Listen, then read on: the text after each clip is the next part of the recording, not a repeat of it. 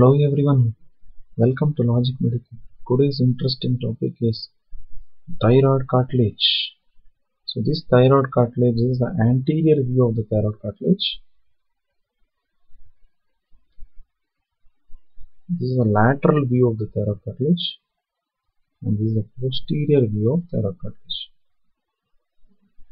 Thyroid cartilage is a cartilage of larynx. It's a median cartilage, so it is 1 in number. The meaning of thyroid is shield-like. Thyroid means shield-like. So what is it shielding? It is shielding the vocal cords in the neck.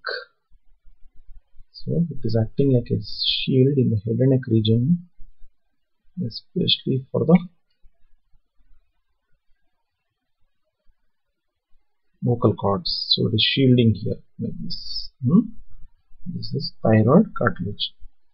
The thyroid cartilage consists of following. It consists of two laminas actually, the right lamina and the left lamina. This is the right lamina and this will be the left lamina. Each lamina, as you can see, is roughly quadrangular. Okay. So when it is roughly quadrangular, it will have four borders. What are they? The superior border, the inferior border, the anterior border, and the posterior border. These are the four possible borders for the thyroid cartilage. The superior border, coming to each border, the superior border, actually this is the superior border over here, you can see this here. This is the superior border. Just use the other color. So this superior border is concave in the anterior plane. As we go behind, it is convex. It's prolonged upwards as a superior cornu, a horn-like projection called the cornu, C-R-O-N-U. So this superior border is actually attached to the hyoid bone by thyrohyoid membrane. That is about the superior border. Moving on to the inferior border, directed downwards, it is convex in the anterior plane. As we go sideways, it is concave, and it is prolonged downwards as the inferior horn or the inferior cornu. So what happens to this cornu? I will just show here. The superior cornu gets attached to the hyoid bone, and the inferior cornu gets attached to the, I will show only one side. It will go as far as the greater cornu of the hyoid bone. So it will go up to this level. And the inferior cornu gets attached to the cricoid cartilage by forming cricothyroid joint. So this is the attachments of superior and inferior border. The posterior border is actually free. It's a free border. It is placed more laterally, as you can see here. It's placed more laterally when compared to the anterior border. This is the anterior border. The anterior border of one lamina of one thyroid cartilage fuses with the anterior border of the lamina of the other thyroid cartilage to form an angle called the thyroid angle. This thyroid angle is approximately, when you take a cross section like this transverse section, this thyroid angle almost remains the same up to the age of puberty, approximately around, you can tell, 100 degrees. Okay, up to the age of puberty.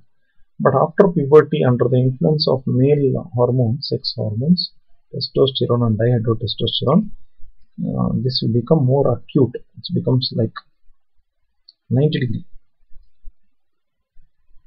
because it doesn't appear like 90 degree, but it becomes,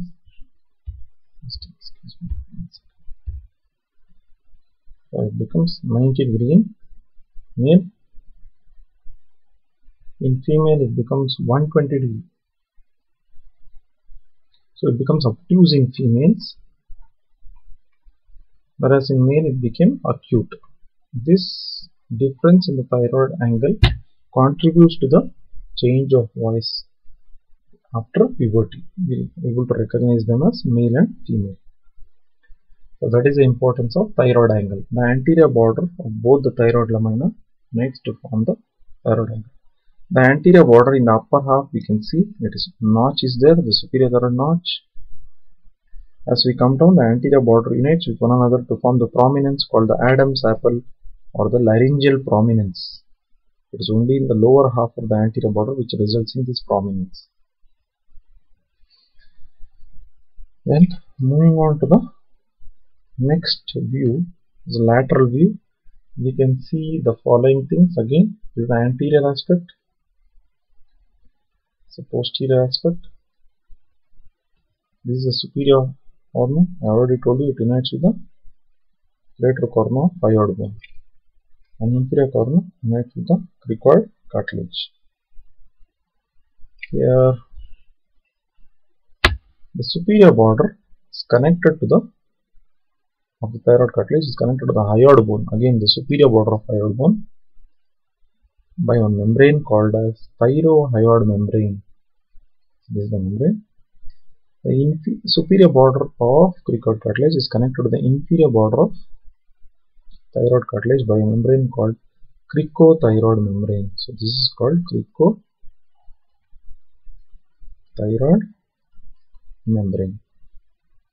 The anterior portion of this cricothyroid membrane, this anteriormost portion, becomes a conical projection and it is called as conus elasticus. This part is called conus elasticus. It's a modification of cricothyroid membrane. This membrane is called as thyrohyoid membrane. Thyrohyoid membrane. It is attached from the superior border of the thyroid cartilage, lamina of thyroid cartilage, to the superior border of hyoid bone.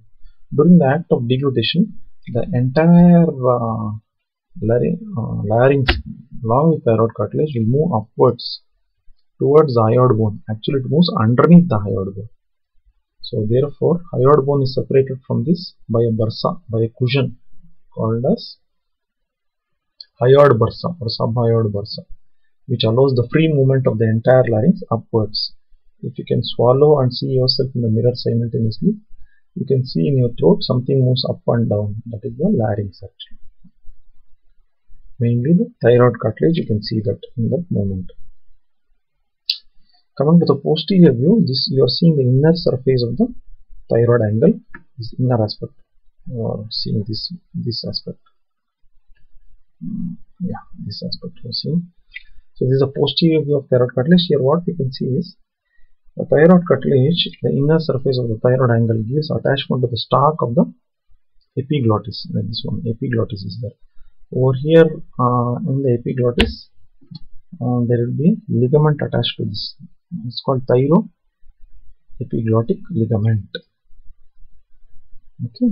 In addition to this, there are various attachments to this, starting one by one. That is number one. We have just by the side of it vestibular ligament attachment.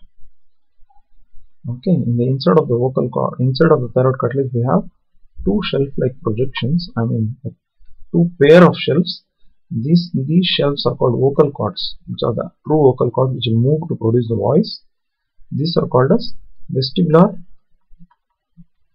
cords or the vestibular ligaments. They are the false vocal cords. They don't move, but they are present over there due to functional reason. So this is the vestibular ligament. This one. This is the vestibular ligament. Just underneath that we have the attachment of the vocal cords. This is the attachment of the vocal cords. It is because of these vocal cords we are able to communicate with one another now. Vocal cords which are thickened to form the vocal ligaments. So on the inner surface, I would like to re-emphasize, on the inner surface of the thyroid cartilage there are two dynamic shelf-like projections which are called as vocal cords.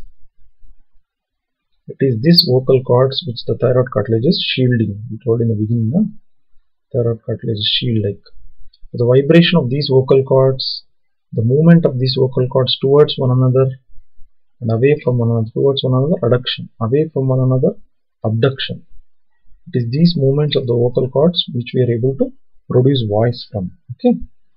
Next, moving on to the other attachments, which includes the muscle. This muscle helps in opening of the laryngeal unit. It's called as thyroepiglotticus. Thyroepiglotticus. It will open the laryngeal unit. This is called thyro. From thyroid to epiglottis. What else can you call? Thyroepiglotticus. This muscle from thyroid to arytenoid cartilages. So it's called as thyroarytenoidus. Thyroarytenoidus. It also be there. The medialmost part of this thyroarytenoidus, now we can call it as vocalis. This we can call it as vocalis. So this thyroarytenoidus, as the name suggests, goes from the inner surface of thyroid angle towards the arytenoid cartilage. Vocalis is present within the vocal cord, therefore it's called vocalis.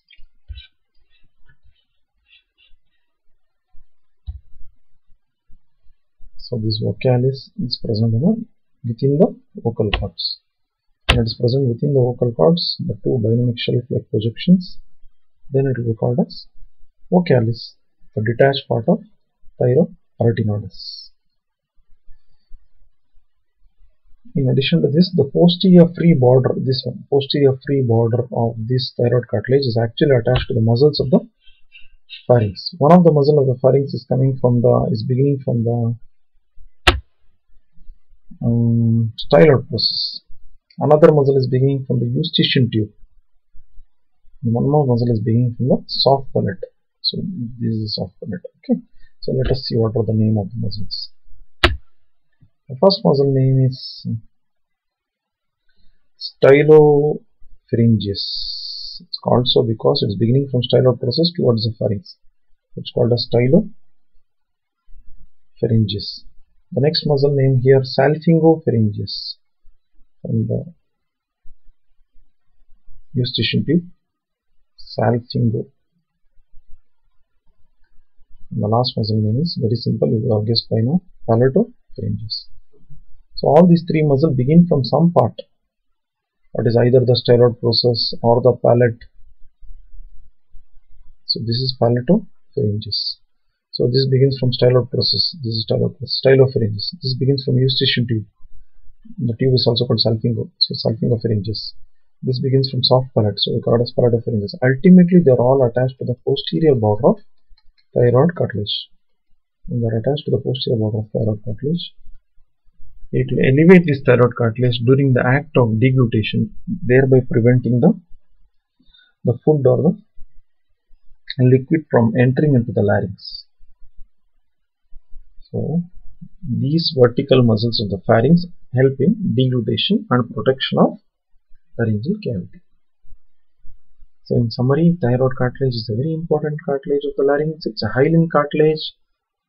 With aging, this hyaline cartilage can undergo ossification or calcification. This thyroid cartilage literally means shield-like. It is shielding the vocal cords. It's protecting the vocal cords. The space between the vocal cord is called rima glottis.